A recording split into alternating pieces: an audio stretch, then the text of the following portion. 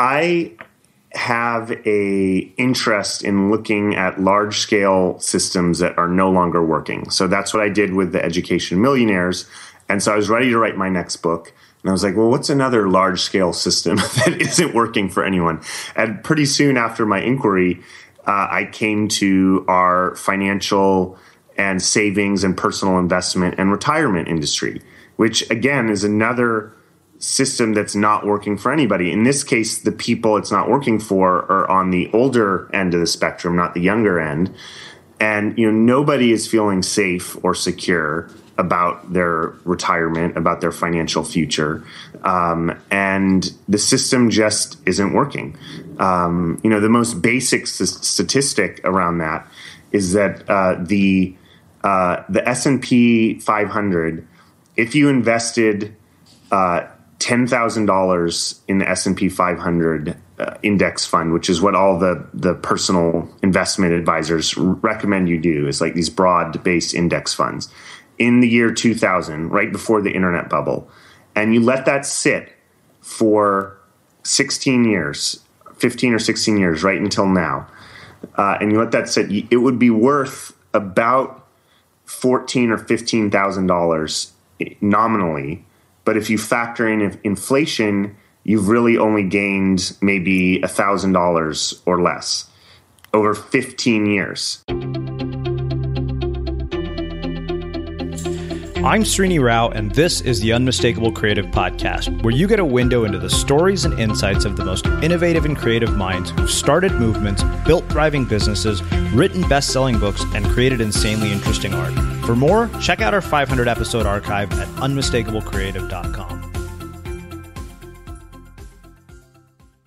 Michael, welcome to the Unmistakable Creative. Thanks so much for taking the time to join us. Yeah, thank you for having me. I'm really excited.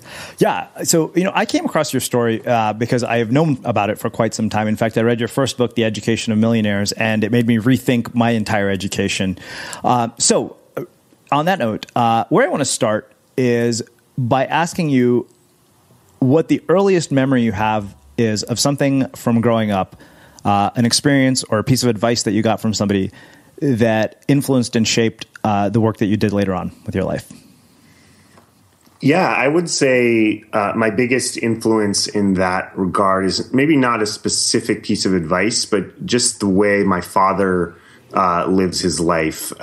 He was a activist in the kind of anti-war era of the 60s and 70s. If you've heard of the Pentagon Papers, he was the guy who released the Pentagon Papers to the New York Times. So he was kind of like the original whistleblower. A lot of people today say that people like, Edward Snowden are like the Daniel Ellsberg of the internet age, or Julian Assange or Bradley Manning, because he was kind of like the original whistleblower, back before the internet. So I grew up with this incredible example of somebody who just lived his life based on what he believed and his ideals and his values and his principles.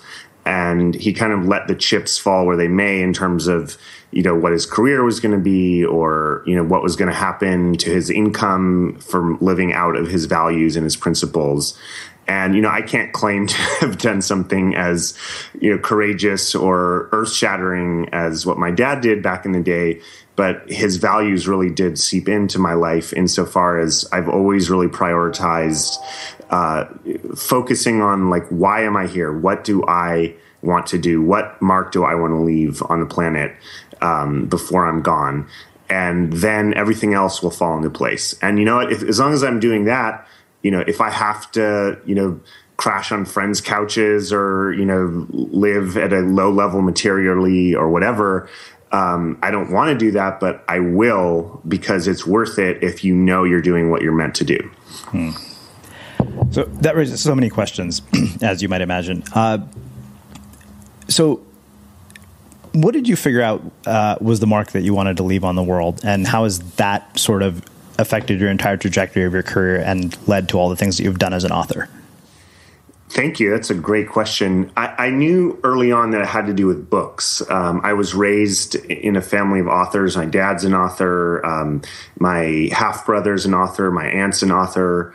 Everyone's an author in my family. And I grew up literally surrounded by books. If you go to the house that I grew up in, which my parents still live in, it's every wall, like floor to ceiling, wall to wall books. So I kind of absorbed books. I was a bookworm as a teenager, and I knew that I wanted to be writing books. That was just really natural to me.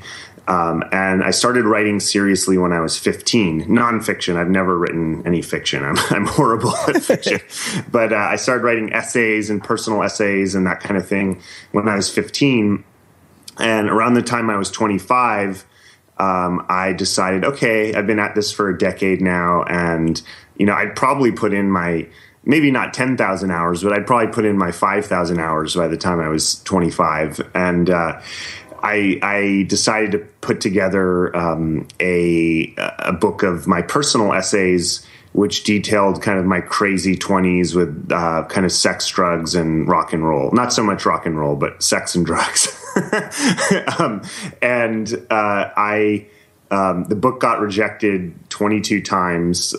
Some of the rejections were quite harsh, but I just kept going, and I knew that I was meant to write books. And that's when I got the idea for The Power of Eye Contact, which was my first book. And the reason I decided to write a book on that was that I had gotten a lot of press for this series of singles events I had put together called eye gazing parties. And they were like singles events where you go and you gaze deeply into other people's eyes and hopefully a spark happens. So I got all this press on that. And my thought process was like, okay, well, the personal essay thing didn't work out. What can I write a book on? Well, the press seems to think I'm an expert on eye contact, and there's never been a book written on eye contact, so I'm going to do it. And it worked. And I wrote a book. People love it. It's a good book. But to that point of like, what's the mark you want to leave? I'm really proud of all three books that I've had written and published. The Power of Eye Contact, The Education of Millionaires, which you just mentioned, The Last Safe Investment, which we're going to be talking about today. I still don't feel like I want to write one book that's like, I call it my Michael Was Here book. Like if I croaked, the day after it got published, I would know I just had written one book that was really like exactly encapsulated like why I was here and what I was meant to do and the mark I was meant to leave. And I actually think my fourth book, the one I'm working on now, which we could talk about later in the podcast, has my best shot of being that one. But that's not to knock the other books. It's just like which one is like the most like coming from the essence of why I'm here. So you mentioned earlier that part of what you inherited from your parents was this commitment to living in alignment with your values, even if it meant sleeping on friends' couches, less than ideal financial circumstances, whatever it might be. I'm really curious, having had the vantage point that you did from writing a book like The Education of Millionaires, from being exposed to the wide variety of people that you've clearly been exposed to, why you think it is so many people are willing to continue living in out of alignment with their values when it comes to their work? Yeah, I mean, a lot of it has to do with fear of the unknown. So, people are raised in an educational system, and I write about this in the Education of Millionaires, that really encourages you to stick to the line. Don't take too many risks. Just go to school. Get your A's. Go to college. Get a safe job.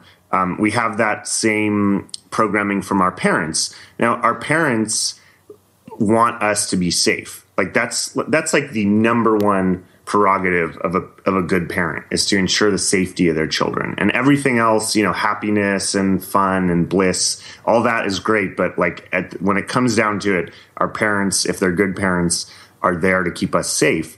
So that's kind of their job as parents. So naturally, when a kid comes and says, hey, I have this dream and I want to go start a business, or I want to write a book, or I want to go save the world and, stop hunger in Africa, or whatever it is, the parents have this have this dual reaction usually, because part of them is really happy that their kid has all these ideals and is creative about something. But probably the larger part is this fear reaction of, oh my God, my kid's not going to be able to survive. They're not going to pay rent. They're not going to have food. Like, let me tell them, instead that they should go become an accountant or a doctor or a lawyer or whatever it is. So we get all this programming telling us one thing and very little message the other way. I mean, I was lucky that I got a lot of that opposite messaging as a child.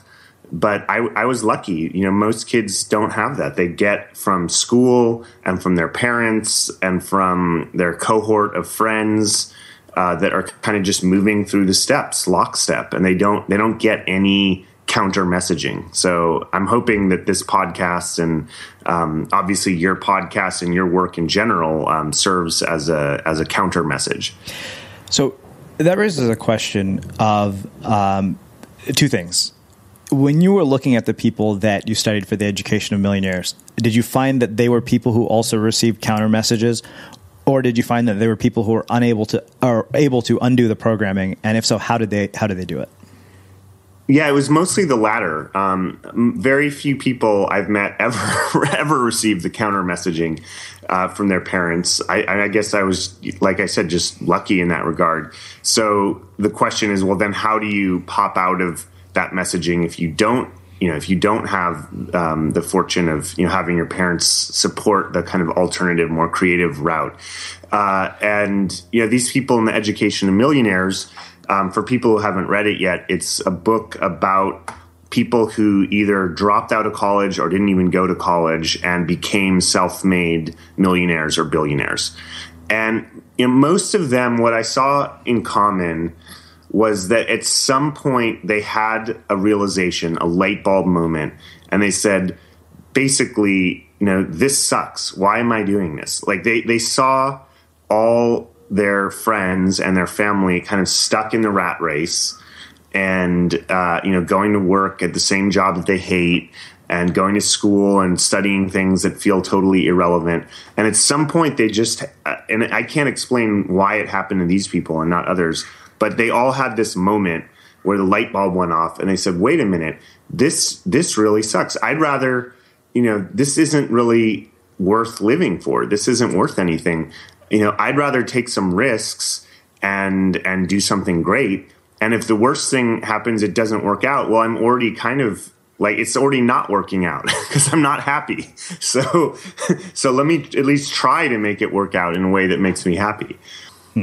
So, I think the light bulb moment is interesting. And I've asked people numerous times why we often miss the light bulb moment. But that's actually not the question I have about it, because I feel like a lot of people get the light bulb moment and they don't do anything about it. And I'm curious what you found in these people that you studied that enabled them to do something in the light bulb moment. Like, how do they mitigate the emotional challenges of doing something so risky? One of the words that came to me when I was interviewing these people was hustle. And, hustle can have a bad connotation too, like a hustler who's cheating people or not ethical. But in the good sense of it, it's somebody who really prioritizes. Another word I like is scrappy, just kind of like down and dirty duct tape, like scrapping together a solution. And all these people had an enormous amount of hustle. And it's not something that's taught in our school system. And it's questionable whether it even could be taught. I mean, I don't know how a teacher would teach hustle. But these people, they got the message. And they just realized that there's a certain joy in just taking the challenge of putting something together, even if it's not perfect, even if it doesn't end up working out. That actually is a joy in and of itself. It's more fun probably than going with your coworkers after work and having a beer or watching TV or whatever it is that most people do to numb out after their 9-to-5 jobs. These people found entertainment in just hustling, and if you start to enjoy that form of activity, it becomes like a thing in itself, and then good things flow from that. So I have to ask you about what your perspective is on our education system, given the book that you wrote, and kind of, what has been the feedback from the educational community, and what do you think is wrong with it? What do you think we need to change? Do you think it's even going to change? And should everybody go to college? So there's lots of questions. Yeah. So the first thing I want to say is if you want to have a career that requires a college education, so currently you have to have a college degree to go to medical school and become a doctor. Same thing if you want to be a lawyer or an engineer or a research scientist. So there's certain careers where you have to go to college, whether you like it or not. So clearly, if you want to do one of those careers, yes, you should go to college. Right. But that's a minority of 17 and 18-year-olds who know that they want to be doctors or lawyers. If you're in the much larger group who either doesn't really know what you want to do, or maybe you do know what you want to do and it's something very creative like starting a business or being an artist or starting some kind of social movement or activism, then to me it's very questionable whether you should go to college right away for a bunch of reasons. One, it's very expensive, and kids, the average amount of student debt that kids are graduating now is about $30,000. That's a lot of debt for a 22-year-old without an income. And I think one should think long and hard whether you want to start your working life with 30, 40, 50 or more $1,000 in debt. Especially when, if you're just figuring yourself out, you could figure yourself out doing volunteer work, which doesn't cost anything. You could figure yourself out, trying to write a novel, which might not get published, but it doesn't cost anything. You could figure yourself out starting a business. And all these things are, or just getting a job. That's actually what a lot of people in my book did, is they got a job, and by the time their friends were 22 looking for a job, these people already had 4 years of work experience under their belt and some savings. Instead of debt, they actually had savings. So there's so many options for finding yourself, exploring what you want to do other than college, that I think in general, most people who aren't really sure what they want to do with their lives, which is probably most 18-year-olds, should go and do, again, there's that word scrappy or hustle. Like they should go out and hustle and not spend, another 4 years in classrooms. Yeah. Well, I happen to agree with that completely as somebody who got an MBA and learned that business school teaches you nothing about running a business. Yeah, exactly. Well, and one other question you asked is, what was the response from the educational community? Yeah. Well, it was mostly, as you can imagine, very negative. One funny anecdote is that the president of Brown University, Vartan Gregorian, when I was at Brown, wrote a blistering attack on my book. He hadn't actually read it. It was pretty clear from his review, because he just says things about the book that if you had read it, you wouldn't. He would have known were not correct. But anyways, he wrote this attack on maybe the title of my book or something in Time magazine, which I thought was pretty interesting. I got several college presidents writing attacks, but I also got a lot of people saying, hey, you're right. College is a mess right now. You have the whole Bernie Sanders campaign to a large degree is being fueled by young people who feel they've gotten a totally bad rap, a bad deal. I mean, with the college debt they've accrued, and they're seeing that that they really got screwed in a lot of ways. It's just not it's not working at all. Yeah. So it's a broken system, and it needs to be reimagined from the ground up. That kind of change is going to happen. We had Adam Grant here recently, and of course, because he's a professor, I asked him. He said the biggest challenge they have right now is the incentives to change the system aren't strong enough for the people who benefit from being within it. Totally. Yeah. There's even the debt system is highly incentivized to keep it going, because what happens is you create lots and lots of liquidity for young people to have access to loans for college education. So what happens? Well, the colleges, they know that they have a captive audience with access to high levels of liquidity, so they raise their prices. And so then it's this kind of negative spiral where then the people have to borrow more, and then the colleges know that there's more money available, so they raise their prices more. And now you have the most expensive college in the nation. Last I checked, this may be a year or two old, but recently it was Sarah Lawrence, which is a small liberal arts school in New York, and it was $60,000 a year. Wow. Think about that. $60,000 a year. That's $250,000, more than $250,000 to educate an 18-year-old to get them ready for the workforce. Hey, I've got news for you. You could be ready for the workforce now without spending $250,000 to get a resume that's going to look like almost everybody else's resume, and it will make you lucky to get a unpaid internship.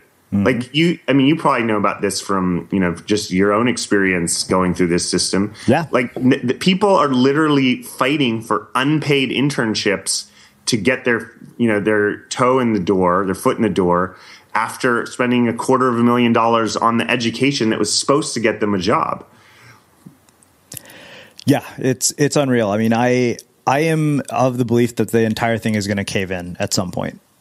Yeah. I'm like, how long can you keep lending and having people not give back before it all falls apart? Yeah, and it is caving in. I mean, whatever you think about Bernie Sanders, here is a candidate who was seen as having no chance, and now he's posing a credible threat to the establishment politics, totally run, as far as I can tell, by the energy of young people who are sick and tired of the system that's not working for them and that's screwing them over. So whether he gets elected or not, it's clear that there's a groundswell that's happening that is going to that's going to turn into a really big wave. If it isn't already. Yeah. Well, I actually think that makes such a perfect setup to talk about this entire concept of the last safe investment. So where I want to start is, sort of where you arrived or how you arrived at the main sort of core thesis of this book. Yeah. So I have a interest in looking at large scale systems that are no longer working. So that's what I did with the education of Millionaires. And so I was ready to write my next book. And I was like, well, what's another large-scale system that isn't working for anyone? And pretty soon after my inquiry, I came to our financial and savings and personal investment and retirement industry, which, again, is another system that's not working for anybody. In this case, the people it's not working for are on the older end of the spectrum, not the younger end. And nobody is feeling safe or secure about their retirement, about their financial future. And the system just isn't working. The most basic statistic around that is that the S&P 500, if you invested $10,000 in the S&P 500 index fund, which is what all the personal investment advisors recommend you do, is like these broad-based index funds, in the year 2000, right before the internet bubble, and you let that sit for 16 years, 15 or 16 years, right until now, and you let that sit, it would be worth about $14,000 or $15,000 nominally. But if you factor in inflation, you've really only gained maybe $1,000 or less over 15 years. The annualized return has been about 1.5% above inflation over 15 years. That's the backbone of our entire retirement system, is put money in, let it sit there, let it grow. And here we have a period of time, which we're not out of yet, where 15 years, which is about a third of the average work span, the system, the returns have been, almost zero, close to zero. That's not a retirement system that people can count on at all. Maybe it worked in the 80s and the 90s, but it's not working in the 2000s or the 2010s. And so we need to completely rethink how we think about saving, investing, and making sure we have a secure future. Okay, so let's get into the things that we should invest in, and get into sort of what you call the super skills. So I want to tease apart the framework for the book for anybody who hasn't read it, just because I can't wait to dive into this thing. Like I said, full confession, I didn't get to read it, but I got to look at the introduction, and I was like, okay, I really want to start understanding this now. Yeah, well, that's perfect because I can explain it to you then in a way, assuming that you haven't read it, which is probably the same for most of the listeners now. So we can just break it down in a really basic way. All right. So let's start at the very beginning of it. Yeah, let's do it. You start basically with earning. Every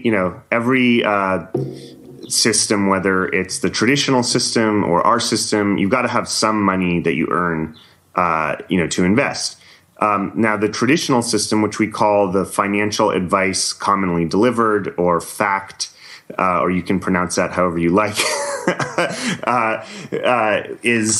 it goes from earning to saving. So it basically says, take whatever you earn, whether it's 50,000 or 60 or 100,000 or whatever.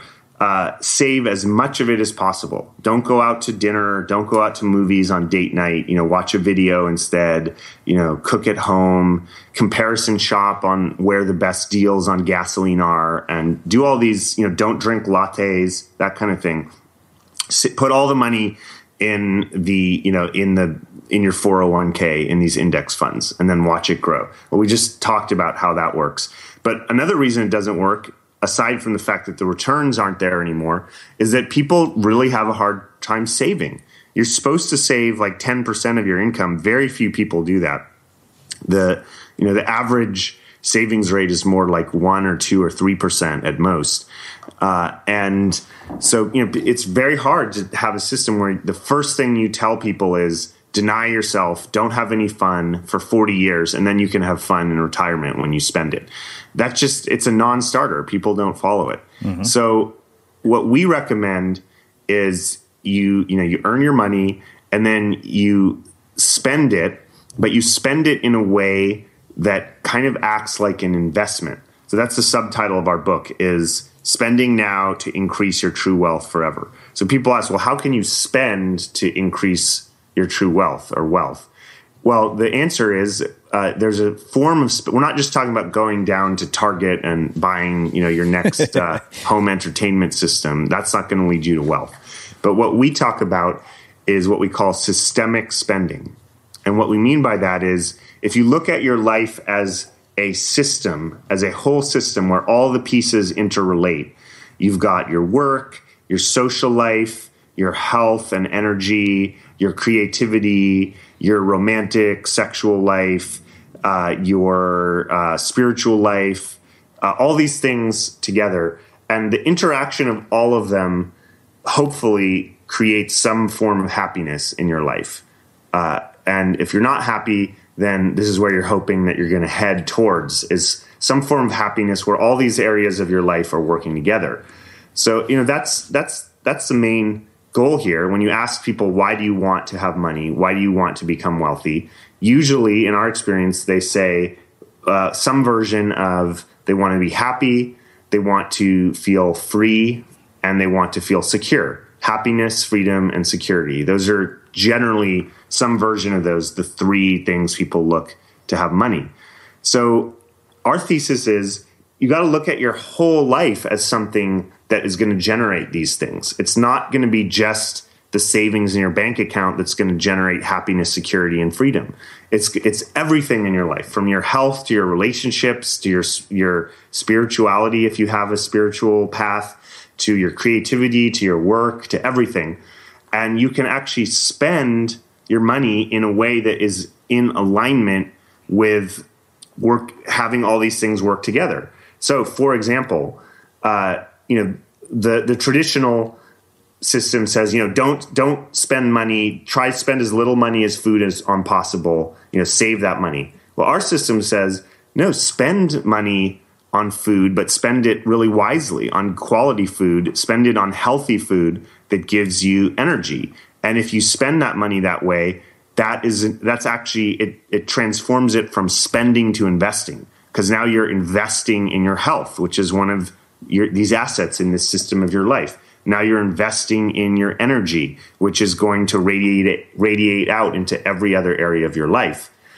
And so you can look at almost any area of your life, and if you see it in the context of the whole system of your life, you can actually find ways to spend that end up investing in that whole system and cycling through the whole system of your life. So you're creating more of the value in all these areas that matter. You know, it's really interesting to hear you say that, because we had another guest here named Jim Bunch. He talked about, you know, everything in your life is an environment, and every other environment, all the environments work together. Like one impacts the other. Yes. And as you were saying that, I thought about, you know, the fact that I, for the longest time, hesitated to buy this really nice pair of Beats headphones. Yeah. And then I realized, it was like, oh my God, I'm a writer. I go to Starbucks every day. That was hands down one of the best investments I made in my productivity. And it was $100. And I realize now that was really not just a purchase, but an investment. Totally. So let's take that as a great example. So you go to 100 financial advisors and say, hey, I've got this great idea for an investment. I want to invest $100 in a pair of Beats headphones. And 100 out of 100 of those financial advisors are going to sit you aside and say, well, that's really nice, but that's actually not an investment. That's consumption. If you want to invest, you got to take that $100 and put it in this 401k that we manage for you. But if you ask us, it could be an investment, not necessarily. Yeah. If you just took the headphones and you just sat around and listened to music all day with them, that would be fun, and there's nothing wrong with that, but it wouldn't be an investment. Mm. But you point out how it can be an investment is if you take that spending and then you import it into a different context, which is not entertainment and music, but is work and productivity, it can pay off. And let's say that increases your productivity by 10% in a day. You get 10% done more because you're in a flow and you're just doing more. Well, over a year, that could be worth $10,000 or more. And each year after year after year, it could be that $100 investment is paying off, with a multiple of 100 times possibly, or even 1,000 times over a lifetime. I mean, I don't want to get carried away here, but the point is you can get returns that are a lot higher than the 1.5% a year we've been getting on this S&P per average over the last 15 years. It's interesting. And the reason I brought up the 9 environments thing is it just makes me think, this guy said everything in your life is an environment. Everything you see, smell, hear, taste, or touch. And every time you upgrade one environment, it starts to affect the other ones. He said that's why your car should be immaculate. And, just listening to you say that, I'm like, okay, so it makes sense to buy nicer clothes. I had a friend who was telling me, he said, when you get on a flight, he said, you should actually dress up. You never know who you're going to meet in the airport. Yeah. Well, there's another example. So, somebody who already has a closet full of nice clothes and, 100 pairs of nice shoes or whatever it is, probably their marginal return on investment for another nice suit or another pair of shoes is pretty low. But if you live in the Bay Area where I live, mm-hmm. and you see the way most 20-somethings go to work, and they look like they just got off, a skateboarding event or something, it's quite possible that by just upgrading their personal appearance a little bit, they're going to actually find that they're taken more seriously in the meetings, and that there's a sense of personal pride in one's appearance that ensues from in that case, probably the marginal return on upgrading one's wardrobe would be quite high. Mm-hmm. So I don't know about you, but vacuuming is not one of those things that I ever look forward to doing. But as you know, your environment has a huge impact on your creativity. So I still like it to be clean wherever I'm living and working. But now it doesn't have to be something that you deal with. If you're like me and you grew up in the 80s, you probably fantasized about the day when cleaning your house would be like it was for the Jetsons, meaning you don't have to lift a finger. Well, the good news is that we're already kind of living in that future. And the easiest way to make sure your floors are cleaned every day is with the iRobot Roomba Robot Vacuum. It cleans up after itself. The Clean Base automatic dirt disposal takes convenience to a new level, automatically empties its own bin into an allergen lock bag that holds 60 days of debris and traps 99% of pollen, mold, and dust mites, so you can forget about vacuuming for months at a time. Let the Roomba clean for you instead. It learns your home, finds dirt, and empties itself on its own.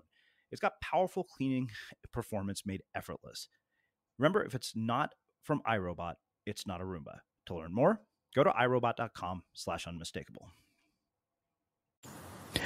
Okay, so we've talked about the investment component. Let's talk about this idea of super skills, because this is really mind-blowing to me. I look at this and I'm like, oh my God, these are all the things that nobody ever teaches you in a school classroom. Like all the things that nobody at my business school learned how to do. I'm like, these are so important. So let's get into, sort of at a high level, what these super skills are, and then we'll do a deeper dive into each one. Sure. So just as a background, so our argument is, we talked about the spending side. And our argument is that if you spend wisely or invest wisely, as we're talking about, not only do you get more value out of the spending, but you also you start earning more. Like your example of the headphones and the productivity. And so our argument is it's actually easier to earn more rather than to save more. Almost all the financial advice is about saving. Our financial advice is about earn more, and then you won't have to save as much and you can spend systemically. So on the topic of earning more, the way you earn more is you invest in what we call the super skills. And super skills are skills that are universally valuable, that they are valuable. Almost anybody in any career, in any industry, in any kind of market, bull market, bear market, whatever, will find these skills to have a high likelihood of increasing their earning. And we contrast that with what we call market skills, which is the specific skill that you trade on to earn a living. So that might be graphic design or being a lawyer or whatever it is. Those are market skills, but super skills are going to be valuable no matter what job you have. Mm-hmm. And so the four main areas of super skills we talked about are interpersonal super skills, creative super skills, technical super skills, and physical super skills. And so these are, like I said, areas you can invest in that are likely to pay off no matter what career you're in. Personally, I'm a big fan of the interpersonal super skills. So that would be things like building a social networking. That would be sales. Sales is an interpersonal discipline. Mm-hmm. And that would be just kind of developing a tribe, investing in your community, the people that are around you. That would include leadership. Is this interpersonal skill? Persuasion in general, interpersonal skill. Public speaking, that kind of thing. These are likely to have a very high payoff for you, no matter what career you're in. So I have one question about interpersonal skills, and I'd meant to ask you this earlier when you mentioned the eye-gazing parties. What did you learn about interpersonal skills from your experience holding the eye-gazing parties? Well, most people are really nervous and bad about eye contact. We created an environment where it was more safe for people to probably have more eye contact than they've ever experienced in their life.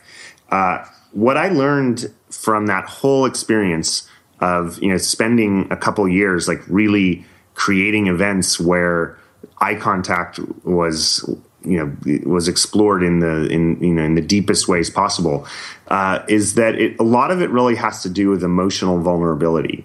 That's a buzzword now, vulnerability, and you hear all these TED Talks and things on vulnerability. Well, what does that actually mean?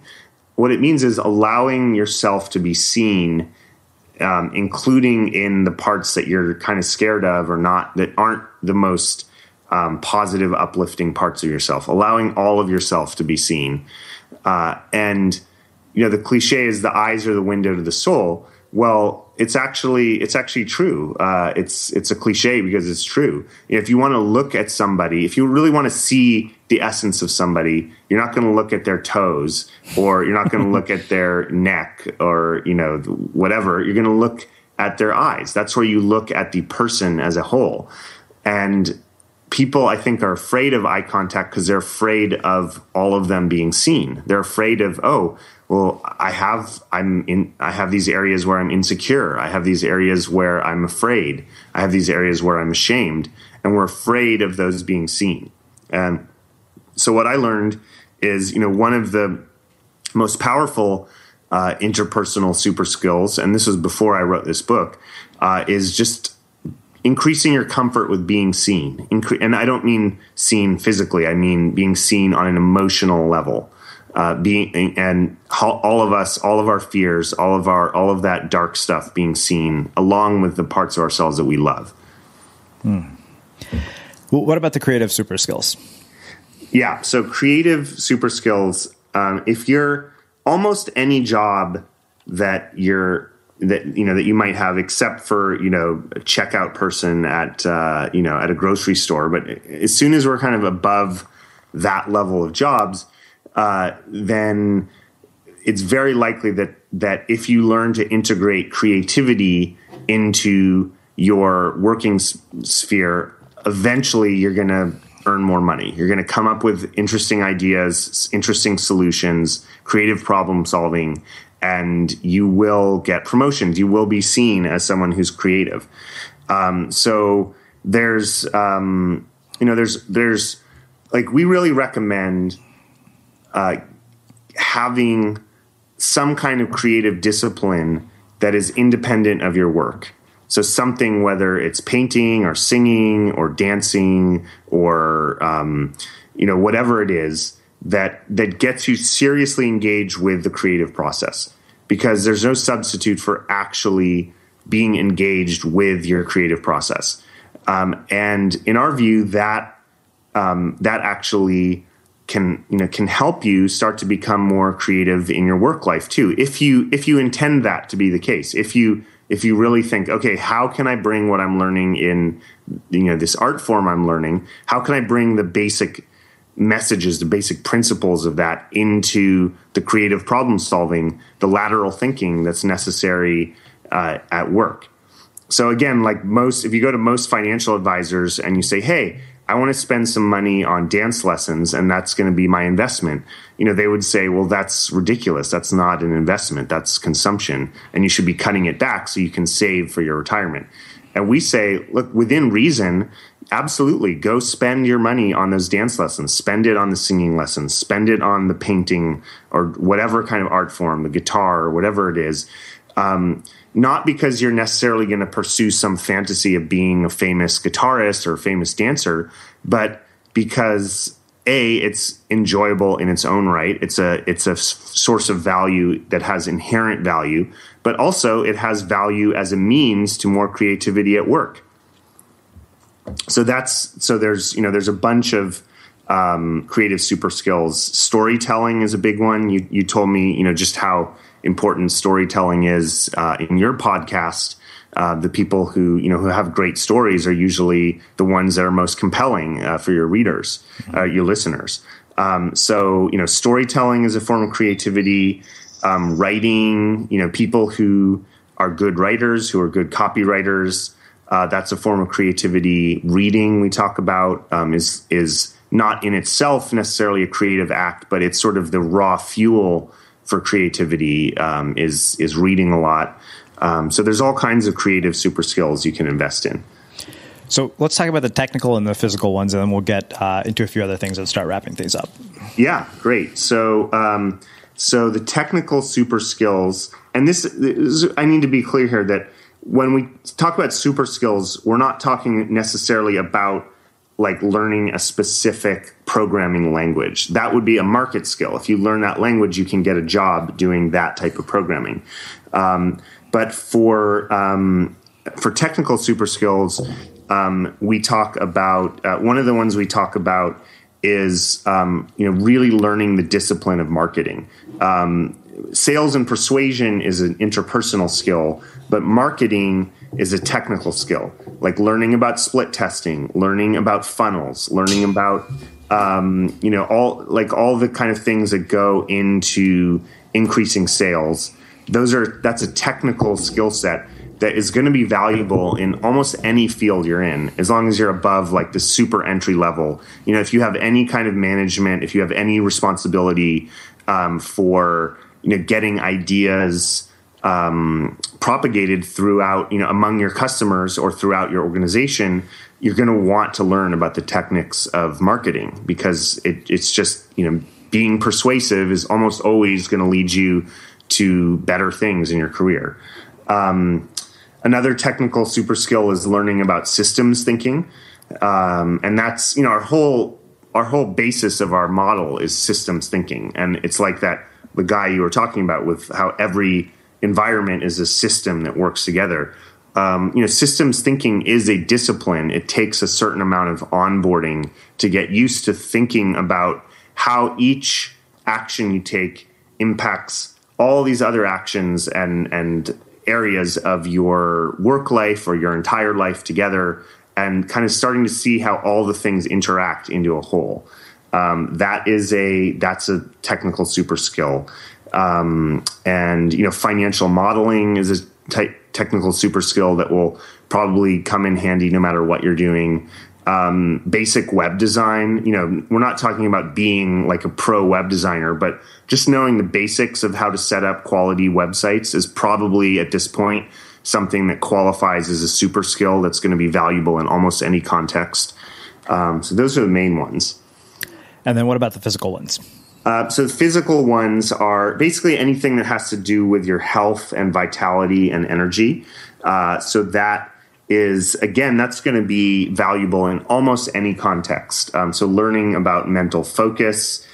We talked about, kind of up-leveling your physical appearance. And, this isn't necessarily about going out and, dieting and going on a crash workout program to look like a model. But, there's basic ways you can invest to up-level the way that you're presenting yourself to the world in physically, no matter what weight you are, what you look like.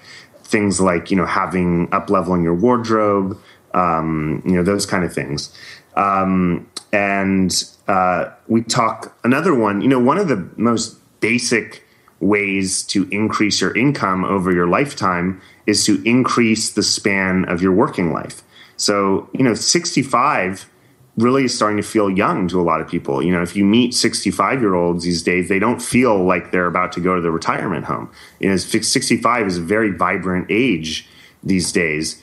So if you can increase through health things, through, eating better, investing in better food, investing in exercise, investing in preventative healthcare and wellness, if you can make it so you're happy to work up to, say, age 75, which I think seems pretty realistic these days, then you're adding 10 years of productive life onto your lifespan. Even if you're only earning $50,000 a year by that time, that's adding another $500,000 to your lifetime income. It's hard to think of other investments that can have that kind of payoff. And I'll also say we're probably the only business book ever written, and maybe ever written in the future, that has a whole section on how investing in your sex life is a great investment. And our argument there is that, this is an area of tremendous, that is, tremendous importance to most people. It has a potential to give an enormous amount of happiness in your life. And it just increases your vitality. Like, if you're at the workplace, you can tell who's coming in on a Monday morning refreshed because they just had a really sexy weekend, right? You can tell. Like, there's just something that gives you that extra spark when this area of your life is going well.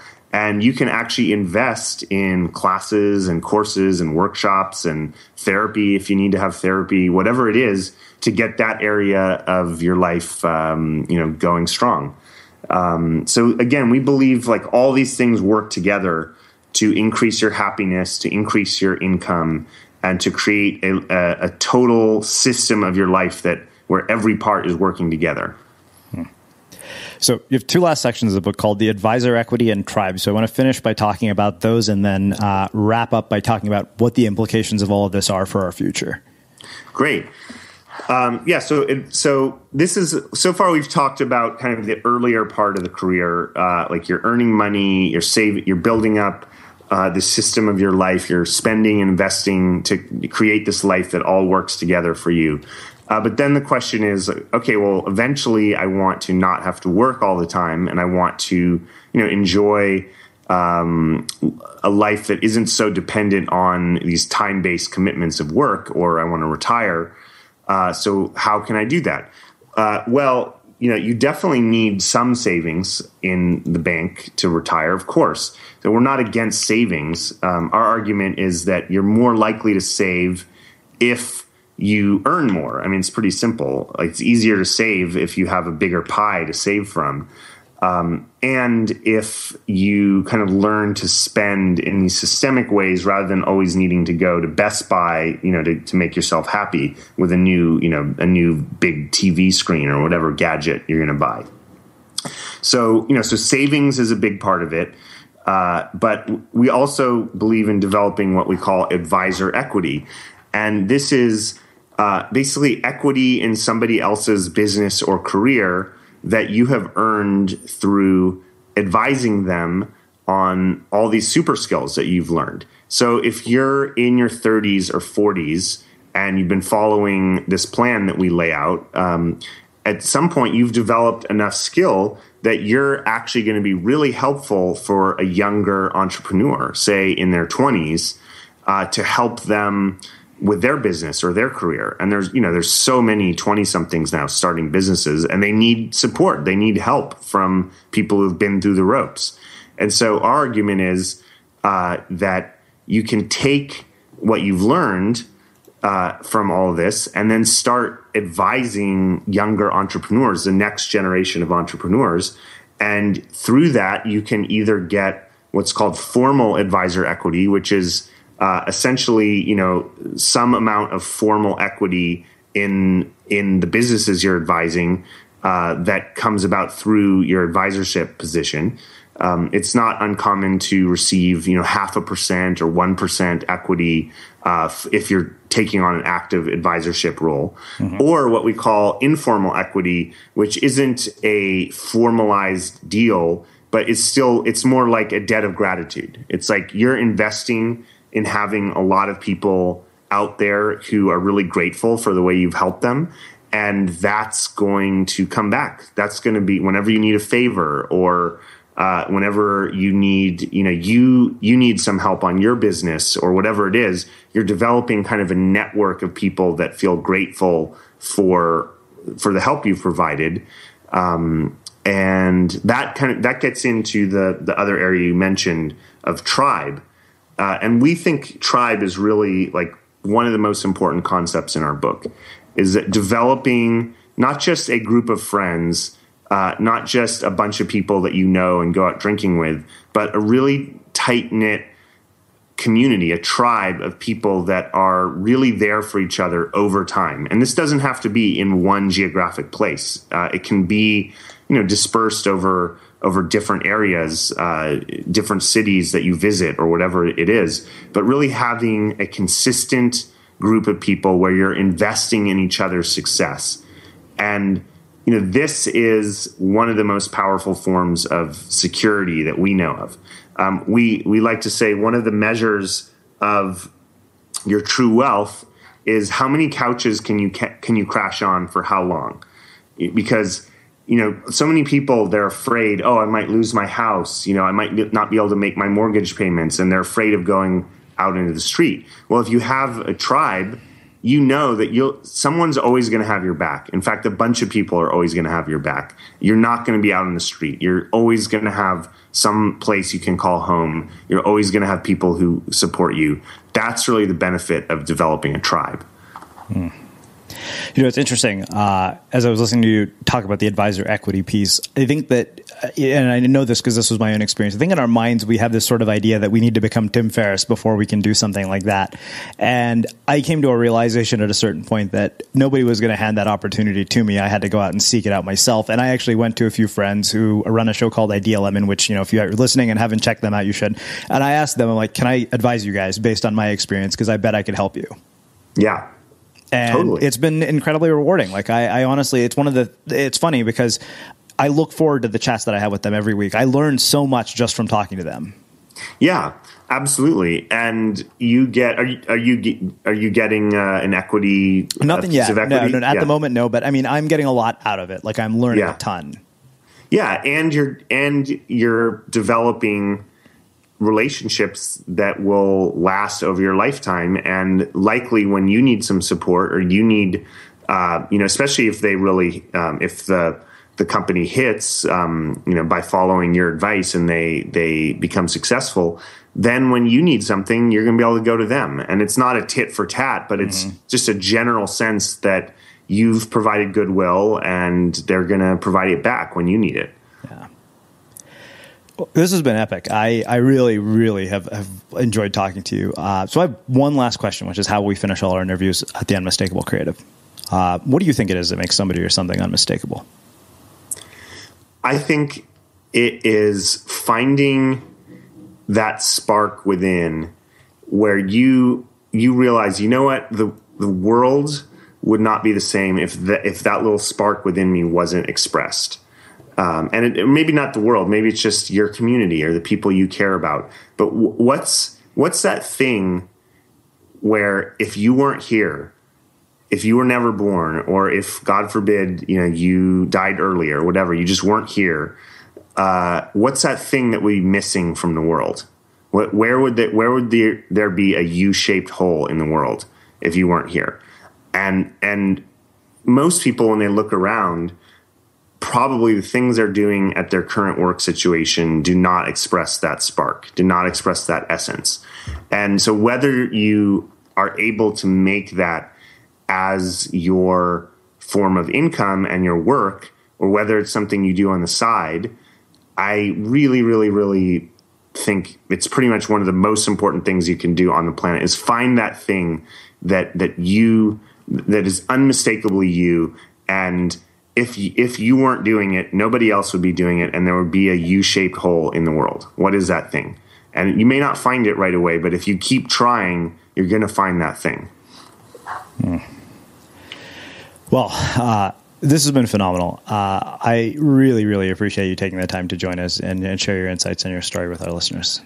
Thank you so much for having me. It was great. Yeah, my pleasure. And for everybody listening, we will wrap the show with that. Thank you for listening to this episode of the Unmistakable Creative Podcast.